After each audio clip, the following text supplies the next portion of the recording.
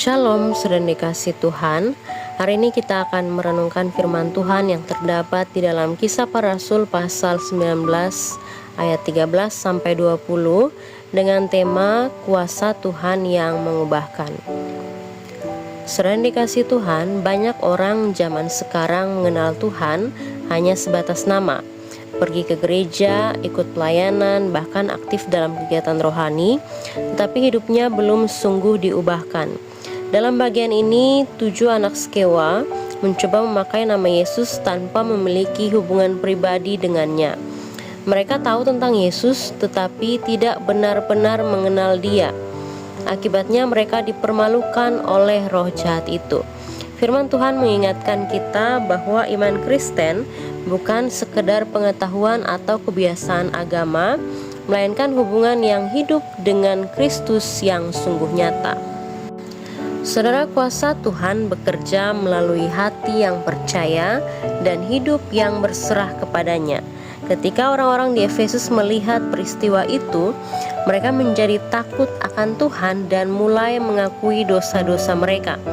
Mereka tidak hanya berkata bertobat, tetapi juga mengambil tindakan nyata dengan membakar buku-buku sihir mereka. Ini menunjukkan bahwa pertobatan yang sesungguhnya selalu menghasilkan perubahan hidup. Seseorang yang mengalami Tuhan tidak akan nyaman terus hidup dalam dosa yang sama. Realitanya hari ini, banyak orang Kristen masih sulit melepaskan buku-buku sihir modern dalam hidup mereka. Mungkin bukan lagi gulungan sihir, tetapi kebiasaan buruk, kepahitan, iri hati, tontonan yang tidak sehat, kata-kata kasar, hubungan yang menjauhkan dari Tuhan, atau kehidupan rohani yang hanya formalitas. Kita ingin Tuhan berkati hidup kita, tetapi seringkali kita masih mempertahankan hal-hal yang sebenarnya mengikat kita. Kuasa Tuhan yang mengubahkan mengajak kita meninggalkan hidup lama dan berjalan dalam terang Kristus. Saudara, Tuhan sanggup mengubahkan siapapun yang datang dengan hati yang sungguh-sungguh. Tidak ada dosa yang terlalu besar, tidak ada masa lalu yang terlalu gelap bagi kasih karunia Tuhan. Ketika seorang benar-benar menyerahkan hidup kepada Kristus, Tuhan bukan hanya mengampuni, tetapi juga membentuk hidup yang baru.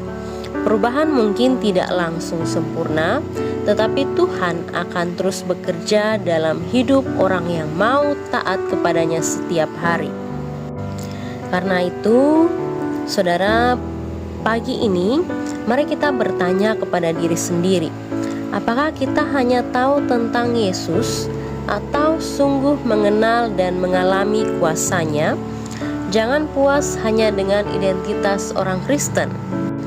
Mintalah agar Tuhan mengubah hati, pikiran, perkataan, dan kehidupan kita. Saat hidup kita diubahkan, orang lain pun dapat melihat bahwa Tuhan benar-benar hidup dan bekerja di dalam kita. Amin. Tuhan Yesus memberkati.